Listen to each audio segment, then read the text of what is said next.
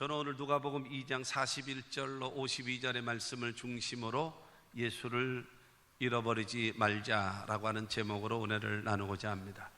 한번 따라 하시면 좋겠습니다. 예수를 잃어버리지 말자. 예수를 잃어버리면 안 된다 라고 하는 것입니다. 우리 개인도, 우리의 가정도, 우리의 교회도, 우리의 국가도 예수 잊어버리면 안 됩니다. 여러분, 그런 말이 있어요. 돈을 잃어버리는 것은 그 인생에 조금 잃어버리는 것이다 라는 말이 있어요. 그리고 명예를 잊어버리는 것은 인생의 많은 것을 잊어버리는 것이다. 그리고 건강을 잃어버리면 그 인생 전부를 잃어버리는 것이다 그랬어요. 저는 교회 목사로서 여러분, 예수를 잃어버리면 그 예수는 우리에게 내세와 현세를 다 잊어버리는 거예요. 그렇기 때문에 여러분, 돈도 잊어버리면 안 되겠고, 명예도 잊어버리면 안 되겠고, 건강도 잊어버리면 안 되겠습니다만은, 그러나 가장 중요한 것은 예수를 잃어버리면 안 됩니다. 예수를 여러분 잃어버리지 말고 그 예수와 더불어 동거동락하며 살아가는 우리 국가가 되어지고 우리 교회가 되고 우리 개인의 삶이 되어지면 다시는 여러분 어려움과 큰 환난 가운데 들어가는 그런 일은 없게 될 줄로 믿습니다. 유대인들은 그 1년에 3차례에 걸쳐서 한 번은 6월절 절기 때에, 두 번째는 오순절 맥추절 때에, 그 다음에 또 한 번은 장막절, 초막절, 이 3대 절기 때에, 그러니까는 6월절에는요, 이 애굽에서 출애굽되어지는 구원의 은혜에 감사해서 즐기는 절기입니다. 그리고 이 오순절과 그 다음에 맥추절, 이때는 무엇인가 하면 첫 열매를 거두게 하신 하나님께 감사드리는 겁니다. 첫 열매요. 그 다음에 장막절과 초막절은 농사, 그러니까 1년 농사, 과일 농사를 다 지은 다음에 그 다음에 창고에 들인 다음에 제사를 드리는 것입니다만은, 그러나 더 많은 정신이 무엇인가 하면 광야 40년 생활을 구름기둥과 불기둥으로 인도해 주신 하나님께 감사합니다라고 드려지는 절기입니다. 그래서 그 6월절을 통해서 구원의 은혜에 감사하고, 그 다음에 오순절을 통해서 첫 열매를 맺게 해 주신 하나님께 감사하고, 그 다음에 장막절을 통해서 우리를 보호해 주시고 인도해 주신 하나님께 감사합니다 하면서 드려지는 절기, 이건 온전한 신앙을 하나님 앞에 드리는 것이다 라고 할 수가 있을 것입니다. 오늘 본문 말씀을 보게 되어지면 6월절이라고 하는 절기 때에 모든 이스라엘 사람들은 예루살렘으로 모여서 일주일 동안 그 절기를 지키고 하나님께 제사하고 감사하고 찬양하고 하나님을 섬기다가 그 다음에 일주일이 다 이제 절기가 끝난 다음에 다 집으로 돌아가게 됩니다. 요즘 같이 자동차를 타고 가족별로 여러분 이동하는 것이 아니라 옛날에는 그 먼 거리를 가야 했기 때문에, 그렇기 때문에 그 동네 전체, 그러니까 그 단체적으로, 그러니까 집단으로 움직입니다. 집단으로 몇십 명, 몇백 명이 한꺼번에 갑니다. 왜냐하면 광야를 지나가다 보면 도둑떼들이 있기도 하고요, 인신매매자들이 있습니다. 그래서 사람들을, 어린아이들을 잡아다가 노예로 팔기도 하고 이러거든요. 이제 그런 일들이 있기 때문에 그들이 이제 단체로 이제 가는 겁니다. 집으로 가는데, 그 가는 도중에 예수를 잃어버린 사건입니다. 그리고 예수를 잃어버린 후에 사흘 후에 예수를 다시 찾는 바로 그 말씀이 오늘의 말씀입니다. 예수 없는 신앙생활을 하면은 무슨 유익이 있겠습니까?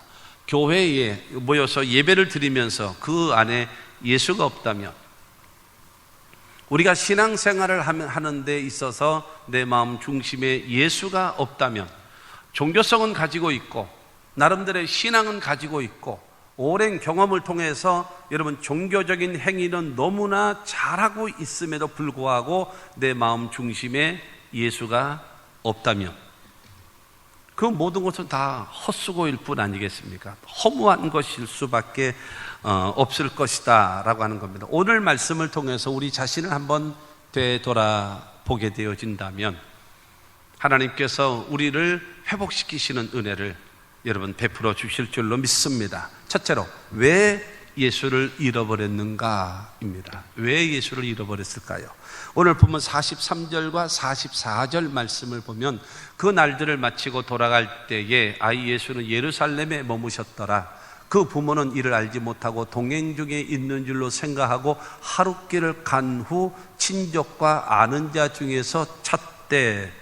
여러분, 예루살렘에서 나사렛이라고 하는 이 지역까지는 거리가 약 한 150km 정도 되는 아주 먼 거리입니다. 그러니까 서울에서 약 대전까지 가는 그 정도의 길지요. 그러니까 이스라엘의 남반부 하단 쪽에 있는 지역이 예루살렘이고, 나사렛은 저 이스라엘의 제일 위의 동네이기 때문에 그를 이렇게 직선도로로 하게 되어지면 약 150km 정도 여러분 되어지는 거리입니다. 그러기서 그 당시는 나귀에다가 짐들을 싣고 아니면 임산부라든가 어린 아이들을 나귀에 태우고 그러고 나머지는 다 걸어서 가는 겁니다. 그러다 보니까는 4일에서 5일 정도의 여러분 그 시간이 소모가 되어지는 그런 길입니다. 근데 하루 종일 가다가 예수가 없어진 것을 밤중 되어져서 발견하게 된 겁니다. 하루를 갔다가 예수를 잃어버린 거예요. 예수를 찾아보니까 없는 겁니다. 그때 돼서 예수가 없어진 줄을 아는 것입니다. 요즘엔 너무나 바쁘게 삽니다. 다들 바쁘게 살아요. 시편 127편 2절에 있는 말씀을 보게 되어지면 너희가 일찍 일어나고 늦게 누우며 수고의 떡을 먹음이 헛되도다. 그러므로 야훼께서 그의 사랑하시는 자에게는 잠을 주시는도다. 여러분, 일찍이 일어나고 늦게 누우며 수고의 떡을 먹음이 헛되도다. 모든 사람은 무한 경쟁 시대에 살고 있는 우리들은요, 너무너무나 바쁘게 삽니다. 다른 거는 몰라도 고속도로를 다니다 보게 되어지면 12시 넘어서 여러분 밤에 들어온다 할지라도 자동차들이 워낙 고속도로에 차가 많아요. 새벽에 서울을 갈 일이 있어서 올라가게 되어지면 여러분 이 지방 쪽으로 내려가는 차들이 고속도로를 그 4차선 도로를 꽉 메워서 내려오고 있습니다. 오후 되어져서 4시, 5시 돼서 서울로 올라가려고 하면 아예 포기해야 됩니다. 왜냐하면은 이 안성서부터 시작해가지고 서울 내내까지 그냥 주차장처럼 완전히 차가 서 있어요. 그 정도로 차들이 많으면서 왕래를 합니다.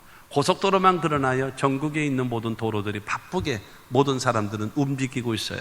여러분, 이렇게 바쁘게 살다 보니까는 너무나 많은 사람들이, 어느 사람이 그런 말을 했잖아요. 현대를 일컬어 그 상실의 시대래요. 상실. 무엇을 상실했는가? 인간성을 상실했고, 그 다음에 우리에 있는 인격을 상실했고, 그 다음에 양심을 상실하고 믿음을 상실하는 시대. 그러니까 껍데기는 있고 형식적으로는 갖추고 있는데 정말로 그 안에 여러분 사람다움을 가르치는 곳이 없어요. 어디를 가도 사람다움을 가르치는 곳이 없습니다. 학교도 마찬가지고 어디에도 마찬가지입니다. 돈 버는 방법, 학교 들어가는 방법, 출세하는 방법, 그 다음에 여러분 처세술을 가르치고, 여러분 이런 것은 할지라도 사람다움을 가르치는 그러한 것이 없어요. 여러분, 우리 대한민국이라는 자유민주주의 나라인 대한민국에서 사회주의자처럼 사회주의자들에게 여러분 없는 것이 4가지가 있다고 지난번에 말씀을 드린 적이 있어요. 사회주의, 공산주의에는 무엇이 4가지가 없는가? 첫째로는 진실이 없습니다. 그들은 거짓말을 아주 밥 먹듯이 얼굴색도 변하지 않고 여러분 해대고 있어요. 5분 후에 이것이 들통이 날지라도 전혀 얼굴색도 변하지 않고 거짓말을 해댑니다. 왜? 진실이 없기 때문에 그렇습니다. 두 번째는 무엇이 없는가? 정의가 없어요. 정의. 법이라는 것이 없어요. 그래서 내로남불이죠. 자기는 다 옳아요. 남은 잘못되어져 있고. 여러분 이와 같은, 그 다음에 세 번째가 뭐가 없는가? 자유가 없습니다. 여러분, 사회주의는 자유가 없어요. 자기네들은, 특권층들은 자유를 누립니다. 그러나 그 밑에 있는 모든 대다수의 국민들은 여러분 억압을 받고 시키는 대로 여러분 따를 수밖에 없게끔 만드는 겁니다. 네 번째로는 무엇이 없는가 하면 인간의, 사람을 사랑하는 마음이 없는 겁니다. 나와 너, 너와 나라고 하는 관계 속에서 상대를 인정하고 존중하고 사랑하는 이 관계가 있어야 되는데, 여러분 이용의 대상, 나와 그것이라고 하는 이용의 대상이 돼버리고 말았다라는 겁니다. 여러분, 대한민국이 그래서는 되겠습니까? 자유민주주의가 살아야 되고, 여러분 이 자유시장 경제와 더불어 법이 살아있는 법치주의가 되어져서 진정한 여러분 자유가 있는 나라, 서로 사랑하는 나라, 그 나라가 여러분 대한민국이 되어져야 할 것을 여러분 우리는 꼭 기억하고 그렇게 살아가야 되지 않겠나라고 하는 것입니다. 성도들이 무엇보다도 여러분 모든 것을 상실할지라도 예수를 잃어버리면 안 된다라는 겁니다. 그럼 왜 예수를 잃어버렸을까요? 첫째로 예수와 함께하지 않기 때문입니다. 예수와 함께하지 않기 때문에. 43절 말씀에 보면 그 날들을 마치고 돌아갈 때에 아이 예수는 예루살렘에 머무셨더라. 그 부모는 이를 알지 못하는 거예요. 예수와 함께하지 않는 거예요. 예수님은 예루살렘 성전에 머무셨습니다. 그러나 예수님의 부모인 여러분 요셉과 마리아는 그냥 가는 거예요. 알지 못하고, 예루살렘에 있는지를 알지 못하고 가는 겁니다. 예수를 잃어버려서는 안 되는 장소인 성전에서 예수를 잃어버리는 거예요. 예수를 잃어버렸다 할지라도 성전에서 예수를 찾아야 하는데, 여러분 예수를 잃어버려서는 안 되는 하나님의 성전에서 예수를 잃어버렸다라고 얘기하고 있는 겁니다. 이스라엘 사람들의 그 원칙, 삶의 원칙이 있습니다. 이스라엘 백성들이 출애굽해서 적과 꾸르는 가나안 땅을 향하여 가고 있을 때에 출애굽기 40장 36절에서 38절 말씀을 보면 구름이 성막 위에서 떠오를 때에는 이스라엘 자손이 그 모든 행진하는 길에 앞으로 나아갔고, 구름이 떠오르지 않을 때에는 떠오르는 날까지 나아가지 아니하였으며, 낮에는 야훼의 구름이 성막 위에 있고 밤에는 불이 그 구름 가운데에 있음을 이스라엘 온 족속이 그의 모든 행진하는 길에서 그들의 눈으로 보았더라. 이스라엘 백성들의 광야를 지나갈 때, 여러분 중동 지역, 사막 지역을 다녀오신 분들은 아시겠습니다만 낮에는 너무너무 덥거든요. 너무너무 견디기 어려울 정도로 여러분 덥습니다. 그런가 하면 밤에는 아주 몹시 춥습니다. 그래서 사막에 여러분 그 모래가 되어지는 것은 바위가 깨집니다. 낮과 밤의 기온 차이가 최소한 40도 이상 여러분 차이가 나다 보니까는 바위가 부서져서 모래가 되는 것이 사막이란 말입니다. 여러분 그렇게 춥다 보니까는, 그런데 정말로 희한한 것 중에 하나가 뭐냐면은 그 더울 때에 우산을 써도 시원합니다. 그늘만 들어가면 시원해요. 기가 막혀요. 우리나라는 여름에 그늘에 들어갈지라도 막 후덥지근하잖아요. 그 왜 그런가? 습도가 많기 때문에 그렇죠. 그러나 중동 지역과 사막 지역은 습도가 별로 없습니다. 그렇기 때문에 그늘만 지기만 하면 시원해요. 그래서 하나님께서는 이스라엘 백성들이 그 지나갈 수 있도록 구름 기둥으로 하늘을 다 덮어주셨어요. 할렐루야. 지금 무슨 이야기 하는가, 지금 만화 영화 지금 이야기 하는가 해가지고 지금 아멘도 모르고, 이런 대목에 아멘을 하는 사람에게는 하나님의 보호와 인도가 임할 줄로 믿습니다. 저녁에는 몹시 춥거든요. 그런데 그 구름 기둥 사이에 뭐가 생기는가 하면 불기둥이 일하는 거예요. 그래가지고 그 추운 밤에 여러분 그 불기둥으로 인하여 훈훈하게 그들을 지켜줌으로 인하여, 그래서 그 구름 기둥의 밑에 있을 때는 낮에는 시원하고, 불기둥 밑에 있는 그들은 여러분 저녁에는 따뜻하게 지날 수 있으면서 광야를 지나가는 겁니다. 그런데 성막 위에 구름이 딱 머물러 있어요. 며칠이 됐든 몇 주가 됐든 몇 달이 됐든 몇 년이 됐든지 구름이 머물러 있으면 그냥 머물러 사는 거예요. 그리고 구름이 딱 떠오르고 움직일 때는 그들은 전부 다 텐트를 정리하고 구름 기둥의 인도함을 따라서 그들은 움직였습니다. 그래서 주님이 동하면, 주 동하면, 그 다음에 나 동하고, 그 그 다음에 주 정하면 나 정하는. 인간은 주님이 움직이면 그들도 움직였어요. 주님이 머무시면 그들도 머물렀어요. 항상 주님과 함께. 여러분, 그것이 이스라엘 백성들, 그러니까 그 하나님의 인도하심을 이스라엘 백성들이 눈으로 보았다라고 여러분 성경은 말하고 있는 겁니다. 우리는 여러분 바쁘게만 신앙생활하고 이 세상을 살아가서는 안 될 것이고, 여러분 주님과의 관계를 바르게 맺고 주님과의 사인을 맞춰서 주님과 함께 동행하는 우리의 삶이 되시기를 주님의 이름으로 축원합니다. 하나님이 함께하지 아니하면 여러분 예수를 잃어버리게 되어진다라고 얘기하는 겁니다. 우리가 신앙생활하면서 그러면 되겠냐라는 겁니다. 두 번째로 보면은요, 동행 중에 있는 줄로 생각하는 착각 때문입니다. 44절 말씀 보면 동행 중에 있는 줄로 생각하고 그랬습니다. 동행 중에 있는 줄로 생각하는 겁니다. 추측이죠. 상상하는 것이죠. 그러니까 당연히 나와 함께 하실 것을 믿고 있는 거예요. 착각하고 있는 겁니다. 그러니까 중요한 거는 내가 가면 당연히 예수는 따라와야지, 내가 가면 당연히 예수는 따라올 것이다 라는 생각을 하고 가는 겁니다. 근데 예수는 예루살렘에 머무셨는데 그 사인이 맞지 않는 거죠. 여러분, 동행 중에 있는 줄로 착각하며 가서는 안 됩니다. 예수를요, 여러분 예수를 믿는 연수에 따라서 하나님이 함께하고 함께하지 않는 것이 아닌 겁니다. 교회가 주는 여러분 직분에 따라서 하나님이 함께하고 함께하지 않는 것이 아닌 것입니다. 모든 일의 실패와 원인은 바로 어디에 있는가 하면 내 생각과 내 방식에 있습니다. 전에도 말씀드렸던 것처럼 여러분 오늘의 나라고 하는 존재는 지금까지 살아온 내 방식의 결론이 오늘입니다. 내가 내 방법으로, 내 지식으로, 내 방식으로 살아온 것에 대한 총 결론이 바로 오늘의 나라는 겁니다. 근데 나는 지금 죽어도 여한이 없어요. 나는 지금 죽어도 괜찮습니다. 모든 것이 만족합니다 라고 생각되어지신다면 여러분이 살던 방식으로 계속 쭉 가면 될 겁니다. 왜? 지금 죽어도 여한이 없을 정도로 살아가는데 바꿀 게 뭐가 있겠습니까? 그러나 내 신앙에 뭐가 문제가 있고, 내 생활에 뭐가 문제가 있고, 나의 인격에 뭐가 문제가 있고, 내 삶에 무엇인가 달라지기를 원하신다면 고치셔야 합니다. 왜냐?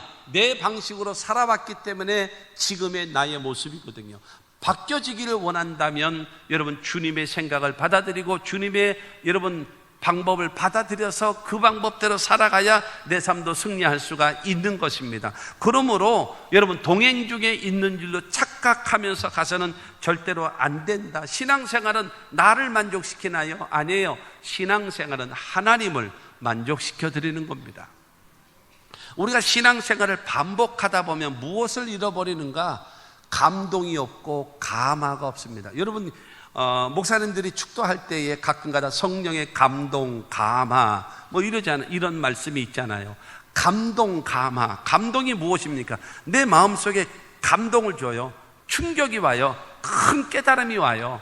그게 감동이란 말입니다. 그러나 감동만 와가지고는 소용없어요. 감화가 있어야죠. 감화가 무엇인가요? 감동되어진 것을 실천할 수 있는 힘, 그게 감화입니다. 감동만 갖고 되는 것이 아니에요. 감화가 와야 돼요. 너무나 많은 사람들이 감동만 가지고, 경험을 가지고, 성경적 지식을 가지고 이것이 믿음인 줄로 착각하고 있는 사람들이 얼마나 많은지 몰라요. 그리고 여러분 이렇게 되어지는 것처럼 우리가 신앙생활을 하면서 반복적으로 하다 보면 감동이 없고 감화가 없어져 버리고 말아요. 여러분 그런 말 아십니까? 사람이요 익숙해지면 감사를 잃어버린대요. 처음에 부부간의 관계 속에서도 남편을 보고 아내가 당신 때문에 고맙다, 당신 때문에 정말로 감사하게 생각한다, 그리고 사랑한다 하면서 이 표현을 하고, 남편 된 자가 아내를 향하여 당신 때문에 내가 고맙고 행복하고 좋다 하면서 서로 이렇게 되어지면 이것이 계속적으로 가게 되어지면 될 텐데, 이것이 반복되어지고 살다 보면 익숙해졌잖아요. 그러니까 이거는 너무나 기본적인 당연한 것이 돼버려요. 그러니까 뭐를 잃어버려요? 감사를 잃어버리는 거예요. 그리고 오히려 더 다른 거를 해주지 못함으로 인하여 아쉬움이 생기고 원망이 생기고 불평이 생기는 거예요. 그렇기 때문에 여러분 고마운 거 그것을 항상 생각하고 항상 말을 하고 그러면서 그 관계가 유지되어지면 화목한 가정이 계속 가지 않겠습니까?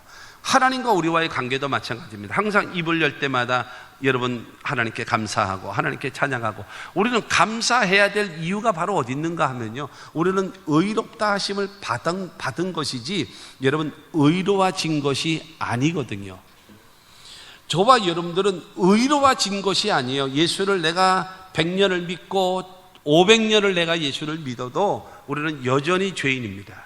여전히 죄인이고, 하나님은 다만 우리를 의롭다라고 보아주시는 것이지 의로운 존재가 아니거든요. 그러므로 주 앞에 나올 때마다 나 같은 죄인 살리신 주님 은혜 고맙습니다, 하나님 감사합니다, 하나님 찬양합니다, 늘 나올 때마다 하나님께 감사합니다, 감사합니다, 감사합니다. 이 감사가 쌓이고 평생을 쌓여서 여러분 주님 앞에 인정받고 칭찬받고 상급과 영생을 얻는 역사가 임하게 될 줄로 믿습니다. 그런데 중요한 것은 이 마음이 없어지는 거예요.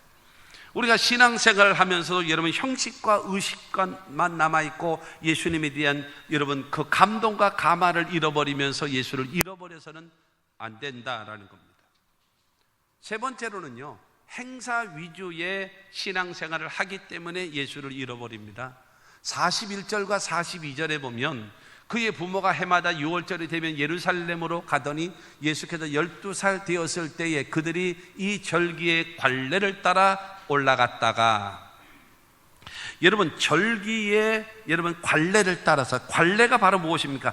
전에부터 오던 습관, 관습입니다. 관습. 그러니까 버릇처럼 습관처럼 정해져 있는 것. 그러니까 6월절이면 당연히 올라가고, 오순절 되어지면 당연히 올라가고, 그 다음에 그 장막절 되어지면 당연히 올라가는 거예요. 행사 위주로 감동, 감화, 감격 없으면서 여러분 다니게 되어지면 자동적으로 신앙도 잊어버리게 되어지고 예수도 잃어버릴 가능성이 얼마든지 있다라고 얘기하는 겁니다. 절대적으로 우리가 살아가면서 여러분 형식과 의식이라는 건 대단히 중요합니다.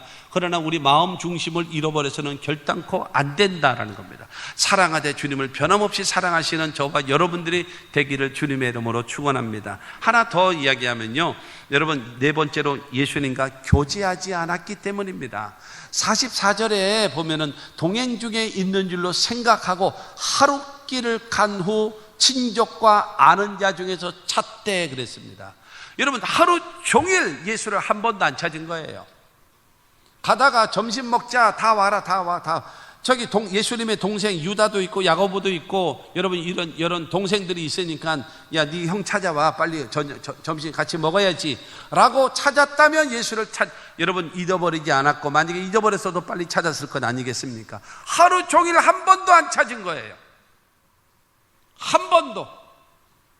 그러니까는 여러분 동네 사람들이 우하고 가다 보니까는 앞집하고 가겠지, 뒷집하고 가겠지, 동생네 가겠지, 이모네하고 같이 가나 보다, 그럼 뒷집에 있는 김씨네 식구 그 집하고 같이 가는가 보다, 이런 생각을 가지고 그렇게 아이들은 이렇게 어울려서 갈 수도 있어요. 그러나 저녁이 되어지면 잠자리는 가족이 모이잖아요.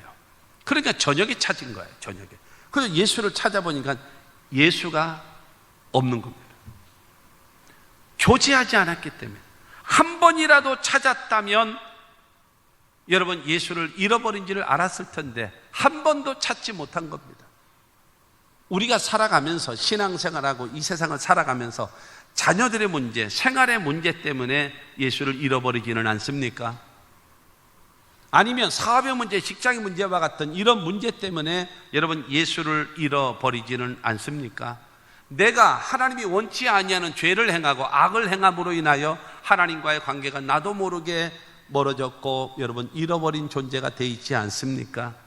기도하지 않기 때문에 예수를 잃어버리게 되어지고, 나의 감정 때문에 여러분 예수를 잃어버리고, 하나님의 말씀을 듣지 않고 하나님 앞에 올바로 기도하지 않아서 여러분 예수를 잃어버리고 주님과의 관계가 멀어져 있지는 않은가라고 여러분 내 자신을 한번 되돌아봐야 할 것입니다.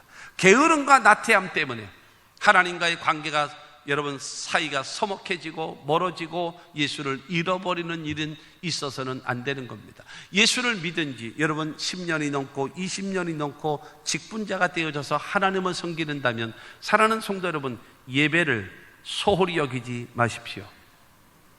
정말로 하나님 앞에 하나님과의 관계를 바르게 해서 살아가시는 구원의 감격을 잃어버리지 마십시오.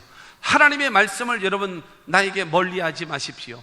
기도를 나하고 멀리하지 마십시오. 예수를 잃어버리면 안 됩니다. 여러분, 예수께서 나의 죄의 문제, 예수께서 내 생활의 문제, 그 예수께서 나의 질병의 문제, 그 예수께서 나의 모든 삶의 문제, 예수께서 나의 현세와 내세, 그 예수께서 내 자녀들의 인생을 책임지는 분이라고 여러분이 확실하게 믿고 있다면 예수를 잃어버리겠습니까?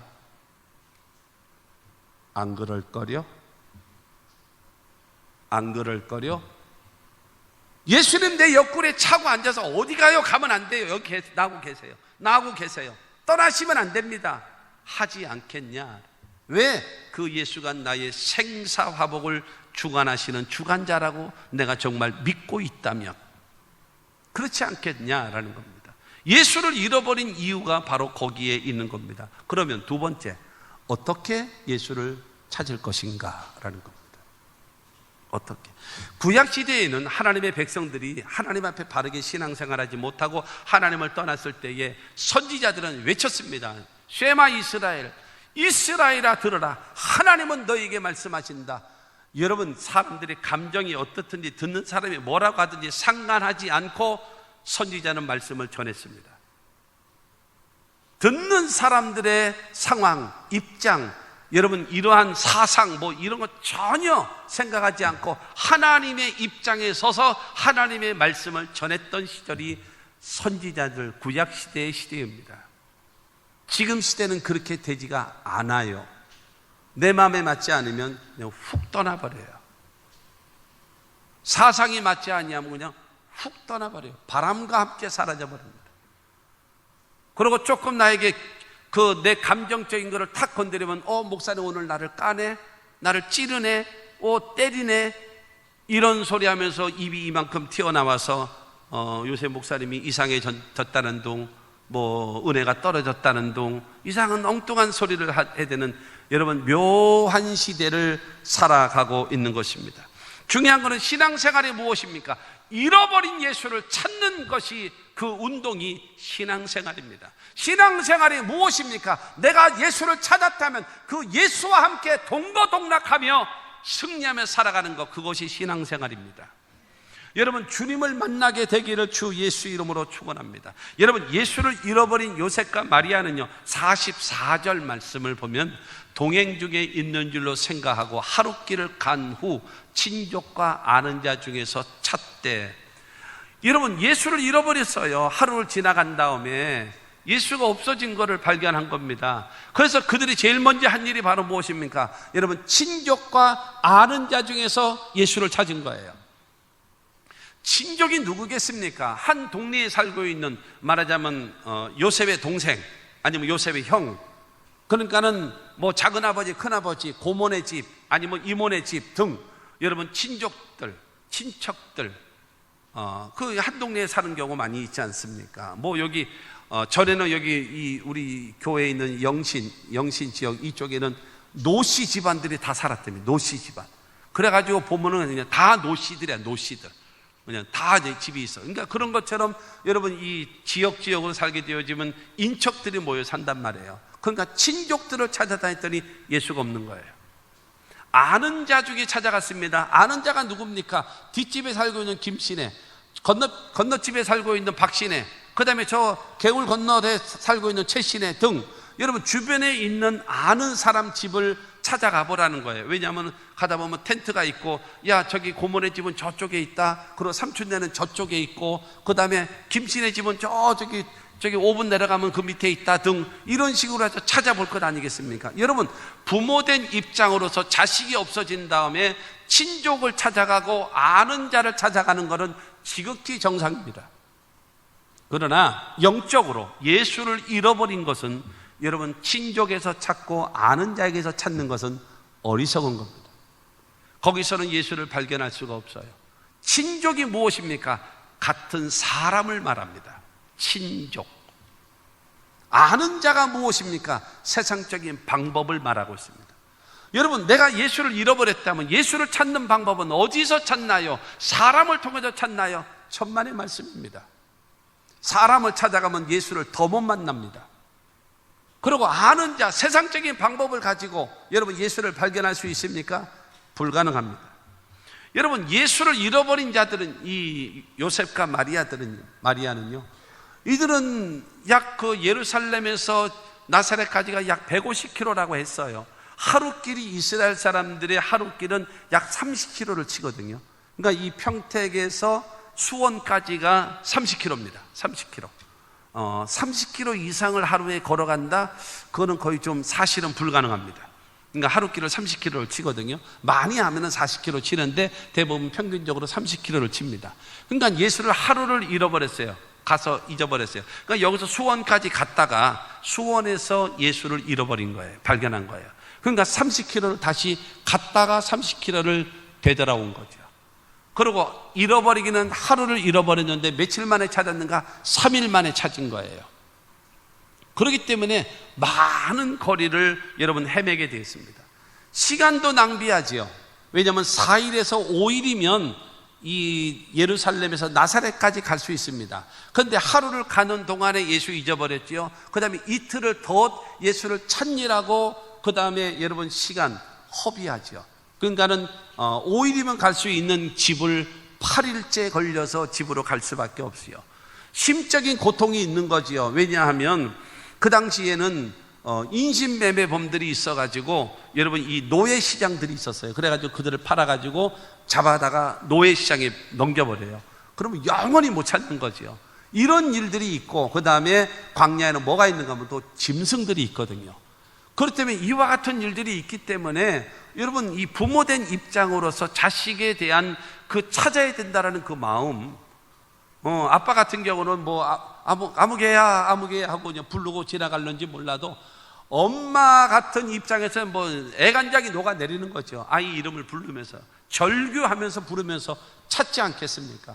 얼마나 여러분 거리적으로도 그렇죠, 시간적으로도 그렇죠, 심적으로도 그렇죠, 육신적으로도 얼마나 고통스럽겠습니까? 그 더위에, 그 추위에 할 것 없이 잠이 제대로 오겠습니까? 그 추위를, 더위를 여러분 무릅쓰고 달리지 않겠습니까? 여러분 이와 같은 예수 잃어버리는 것은 순식간에 있지만 예수 찾기 위해서는 3일 동안 고생을 하는 거예요.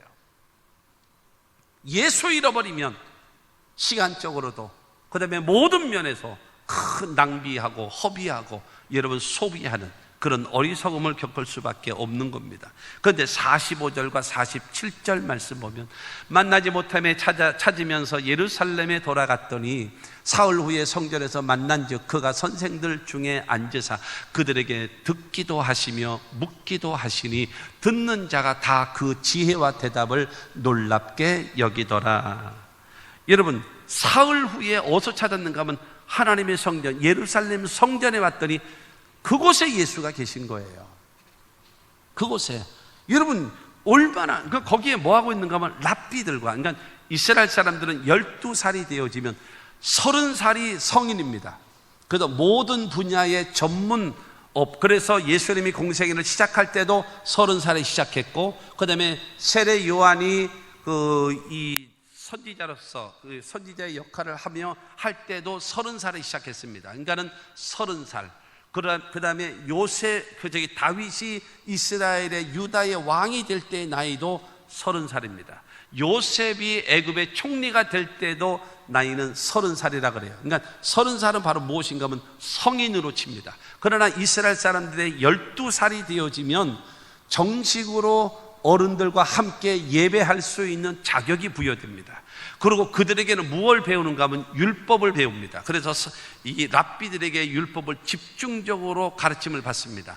그리고 유대인들은요 공부할 때 굉장히 시끄럽습니다. 굉장히. 왜 시끄러운가 하면 그들은 토론을 하면서 공부를 하거든요.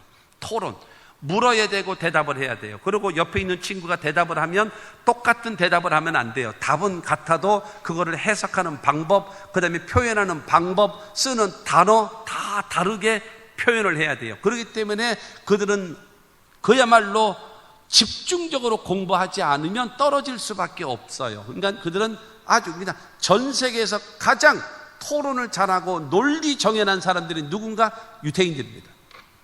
그들은 여러분 전 세계에서 문맹인들이 없어요.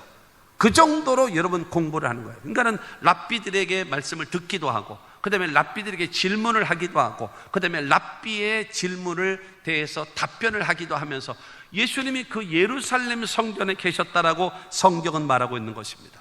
그러니까는 중요한 것은 하나님 앞에 예배 드리는 일에 같이 동참할 수 있는 자격이 부여되어진 겁니다.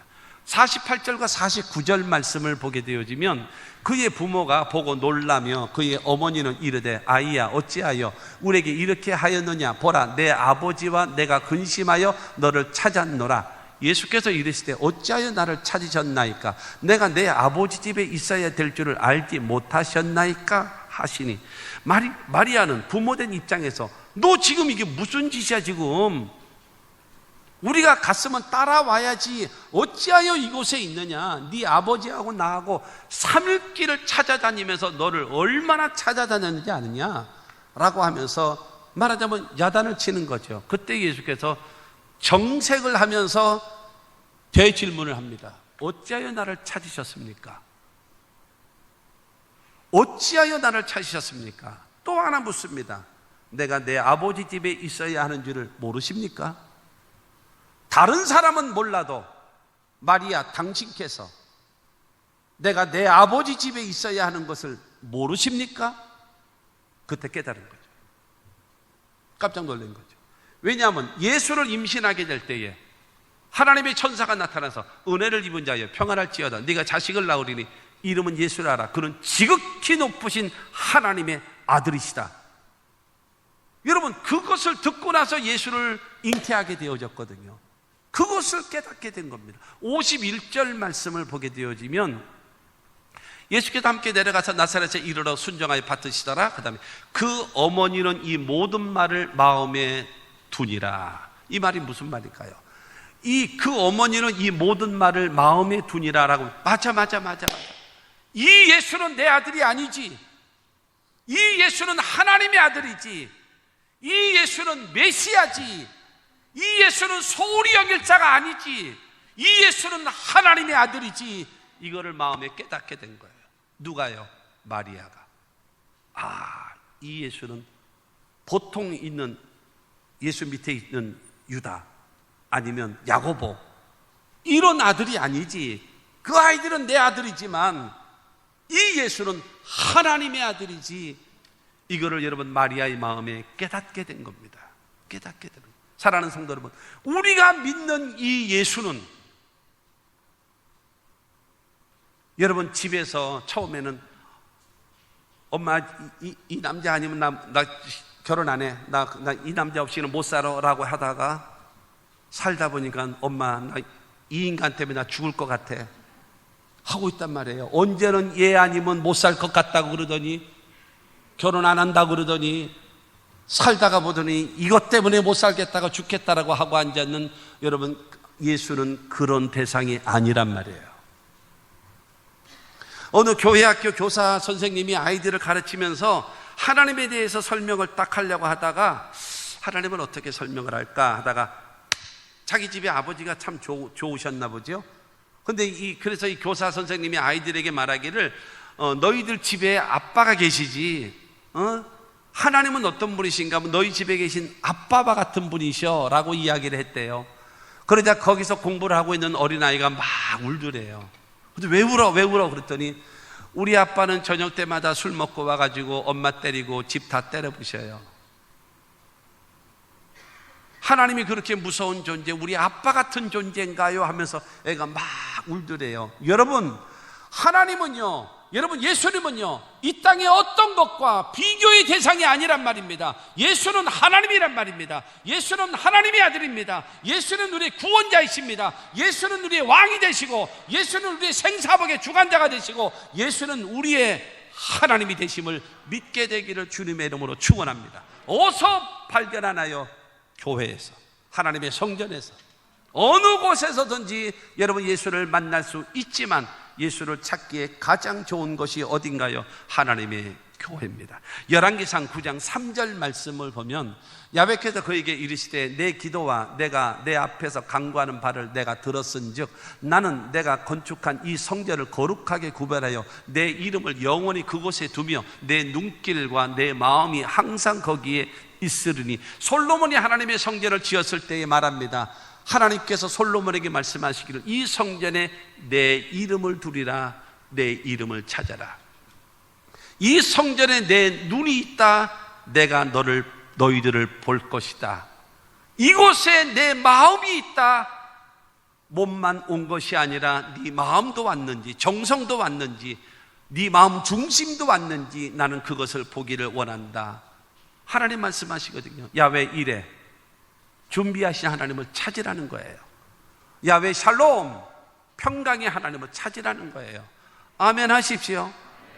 여러분, 여호와 니시, 승리의 깃발 되신 주님을 찾으라는 거예요. 여호와 로이, 목자 되신 주님을 찾으라는 겁니다. 여호와 찌누케노, 여러분 우리의 죄를 용서하시는 주님을 찾으라는 겁니다.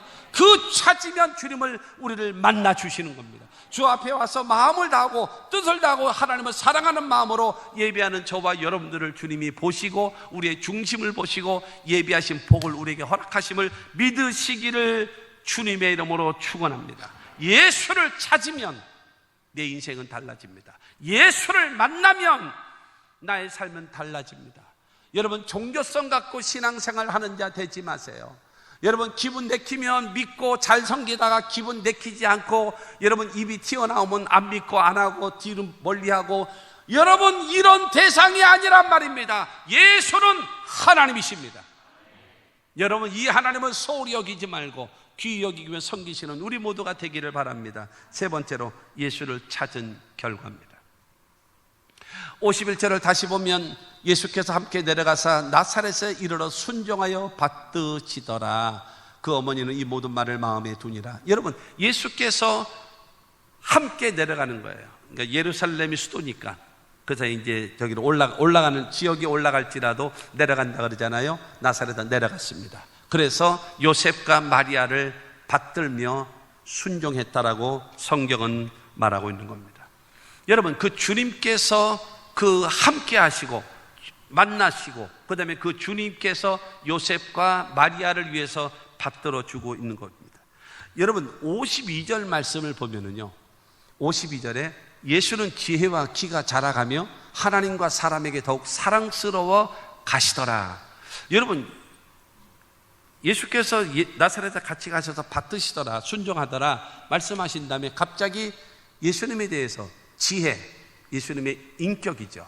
그 다음에 키, 예수님의 신체, 외형적인 모습이죠. 그리고 하나님 앞에 사랑스러워 가더라, 하나님과 영적인 관계.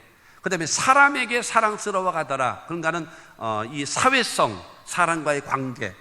여러분, 인격과 그의 신체와 그 다음에 하나님과의 관계와 사람과의 관계가 여러분 아름답게 조화를 이룬 자가 누구냐? 예수라는 거예요. 그러면 이거 무슨 말씀을 드리기를 원하는가 하면은 성경은 말하거든요. 하나님이 거룩하니 너희도 거룩하라, 이겁니다. 하나님은 온전하신 분입니다. 예수님도 온전하신 분이에요. 온전하신 분이시기 때문에 여러분 불법과 타협을 하지 않습니다. 예수님은 죄와 타협을 하지 않습니다. 그렇기 때문에 우리가 기도하면서요, 하나님을 설득시키려고 하지 마세요. 하나님을 이해시키려고 하지 마세요. 하나님 앞에 딱 무릎 꿇고 회개하세요. 변명하지 마세요. 책임 전가하지 마세요. 핑계 대지 마세요. 무조건 주님 잘못했습니다, 용서해 주세요. 여러분, 변명하고 책임 전가하고 핑계를 대게 되어지면 그 사람은 하나님의 도움에서 끊어져 버립니다. 왜요? 싹시 없는 거예요. 돌이킬 줄 모르는 사람이에요. 사람은 존귀하나 깨닫지 못하면 멸망하는 짐승과 같다라고 말씀하고 있기 때문에 여러분, 하나님 앞에 와서는 깨달아져야 돼요. 그리고 회개해야 돼요. 그런 것이 변화되어져야 됩니다. 여러분, 표현이 좀 어떨런지 모르겠습니다만은 제가 93년도에 서울에 개척했었을 때에 미아리에, 그 서울 미아리에요, 백화점이 없었어요. 그러다가 신세계 백화점이 생겼습니다. 거기 숭인시장이 있고 방천시장이 있고 시장 그거가 있었는데 신세계 백화점이 생겼어요. 그랬더니 미아리 아줌마들이 패션이 달라졌어요. 그러다가 신세계 건너편 쪽에 롯데 백화점까지 생겼어요. 미아리 아줌마들의 패션. 그러니까 처음에 신세계 백화점 다닐 때 보면 몸빼바지 입고 온 아줌마, 추리닝 입고 온 아줌마, 슬리퍼 짝짝 여러분 끌고 오던 아줌마들이 많이 있었어요. 그런데 백화점이 오래되고 그 다음에 롯데백화점까지 생기고 그러다 보니까는 백화점에 오는 아줌마들의 패션이 달라지기 시작하는 거예요. 그러다가 워낙 그 미아리가 인구 밀도가 높으니까요, 미아 삼거리에 현대백화점까지 생겼습니다. 미아리의 아줌마들이 완전 패션이 달라지는 거예요. 숭인시장 다니고 방천시장 다닐 때는 쓰레빠 신고 가도 되고 추리닝 입고 가도 됐지만 아무 문제가 없었습니다. 몸빼바지 입고 간다고 누가 뭐라 그럴 사람 없어요. 그러나 쓰레빠 신고 몸빼바지 입고 현대백화점 거기를 여러분 쇼핑할 수는 없거든요. 그렇지 않습니까? 내가 그거를 봤어요. 평택은 어떤지 모르겠어요. 평택은 통복시동 다니던 그 복장 가지고 애경백화점을 다니게 될는지는 모르겠습니다. 중요한 거는 바로 그런 환경의 변화와 더불어 나의 모습과 나의 그 태도 이런 것도 다 달라지게 되거든요. 하나님이 거룩하신 하나님의 도움을 받으려면 내가 하나님 앞에 온전한 사람이 되어줘야 돼요. 그렇지 않게 되어지면 하나님의 도움을 아무리 울부짖어도 하나님의 도움의 손길은 멈춰버리고 말아요. 하나님의 도우심을 받을 수 있으려면 그렇게 우리는 가야 될 것이다 라고 하는 것입니다. 사랑하는 성도 여러분, 예수와 함께 한다면 예수님은 자신을 위해서 기적을 베푸신 것이 있었나요? 한 번도 없었습니다. 그러나 예수님의 제자들이 풍랑으로 인하여 고통당하고 괴로움당할 때는요, 풍랑이를 걸어서라도 다가오시면서 안심하라, 나다, 두려워하지 마라 하면서 찾아오시는 그 주님을 믿으시기를 바랍니다. 여러분, 예수님이 이 땅에 계실 때에 나를 위하여 죽으시고 나를 위하여 부활하신 그 예수를 여러분 믿으면 우리가 얻는 것이 있습니다. 첫째 무엇을 얻는가? 죄사함을 얻고, 두 번째로 하나님의 자녀가 되어지고, 세 번째로 구원함을 얻게 되어지고, 네 번째로 영생을 얻게 되어지고, 다섯 번째로 천국 백성이 되어짐을 믿으시기를 바랍니다. 나를 위하여 죽으시고 나를 위하여 부활하신 예수를 믿으면 하나님은 우리에게 약속하신 것이 있습니다. 첫째로 성령을 약속하셨고, 두 번째로 치료도 약속하셨고, 세 번째로 축복도 약속하셨고, 네 번째로 기도응답도 약속하셨고, 다섯 번째로 세상 끝날까지 너희와 항상 함께 있을 것을 약속하셨음을 믿으시기를 바랍니다. 그 주님을 찾으면 그 주님은 우리를 도와주십니다. 여러분, 예수님이 이 땅에 계시면서 사역하시면서 5대 기적이 있습니다. 5대 기적. 첫째가 뭡니까? 죄를 용서하셨어요. 두 번째가 뭡니까? 병든 자를 치료하셨어요. 웬만하면 아멘 하시죠? 내가 지금 성경 이야기를 하는데, 첫째는 죄 용서하셨고, 두 번째로는 여러분 병든 자를 치료하셨고, 죄 용서, 그 다음에 병든 자 치료, 세 번째로는 귀신 들린 자를 자유케 해줬습니다. 네 번째로 일상적인 삶의 기적을 베푸셔서 오병이어의 기적과 칠병이어의 기적과 가나의 혼인잔치의 물이 변해 포도주로 변화되는 사건과 같은 그런 기적을 베풀어 주셨고, 다섯 번째는 자연도 굴복시키는, 풍랑과 파도를 잔잔케도 하셨고, 풍랑이를 걷기도 하셨고, 무화과 나무를 저주하시며 말라지기도 하는 위대한 역사가 있어졌음을 믿으시기를 주님의 이름으로 축원합니다. 성경은 말하잖아요. 예수 그리스도는 어제나 오늘이나 영원토록 동일하시기 때문에 여러분, 그 주님을 발견하고 그 주님과 더불어 살아가시면 반드시 현세와 내세를 주님이 책임져 주실 것을 믿게 되기를 주님의 이름으로 축원합니다. 결론으로 말씀드립니다. 예수님의 사복음서 사역 가운데 풍랑이 일어났던 사건이 두 번 나옵니다. 한 번은 오병이어의 기적을 베푼 다음에 얘들아 저 건너편으로 건너가라 라고 하시면서 보내고 나서 예수가 안 계신 배에 풍랑이 일어났습니다. 그때에 예수는 풍랑이를 걸어가시면서 그 배에 오르심에, 성경은 말합니다. 배에 오르심에 풍랑과 파도가 잔잔해졌더라라고 말하고 있어요. 한 번은 거라사 지방에서 귀신 들린 사람, 군대막이 들린 사람은 자유케 해주기 위하여 얘들아 저 건너편으로 건너가자 말씀하시고 예수님은 고무를 베고 주무셨습니다. 그때에 갑자기 또 풍랑과 파도가 왔었습니다. 그때의 제자들은 열심히 그 풍랑을 이겨보려고 애를 썼다가 자기네 힘으로는 안 되니까 예수님을, 주무시는 예수를 깨웠습니다. 예수님 우리 주께 됨을 돌아보시옵소서 깨웠습니다. 그러자 예수님은 일어나셔서 풍랑과 파도를 향하여 고요하라 잔잔하라 명령하시며 풍랑과 파도가 잔잔해진 겁니다. 그러므로 여러분, 안 계시는 예수를 모셔드리면 풍랑과 파도는 잔잔케 될 것이고, 주무시는 예수를 깨운다면 그 예수는 내게 있는 풍랑과 파도를 잠재우실 겁니다. 예수 잃어버리면 안 됩니다. 예수 되찾아야 합니다. 예수 찾으면 하나님께서 대한민국도, 하나님께서 우리 교회도, 여러분의 가정도, 여러분의 인생도 책임져 주실 겁니다. 여러분, 그 하나님을 믿고 주님과 더불어 승리하며 살아가는 우리 하나님의 사람들이 되시기를 주님의 이름으로 축원합니다. 혹시 습관적인 죄 때문에 주님을 잃어버리지는 않았습니까? 주님 앞에 게으름과 나태함 때문에 주님을 잃어버리지는 않았습니까? 되찾으십시오. 예수를 찾으십시오. 예수를 만나십시오. 예수와 더불어 동행하십시오. 승리의 역사가 나타나게 될 것이고, 현세뿐만이 아니라 내세까지도 책임지시는 주님의 역사가 있어짐을 믿게 되기를 주 예수 이름으로 축원합니다.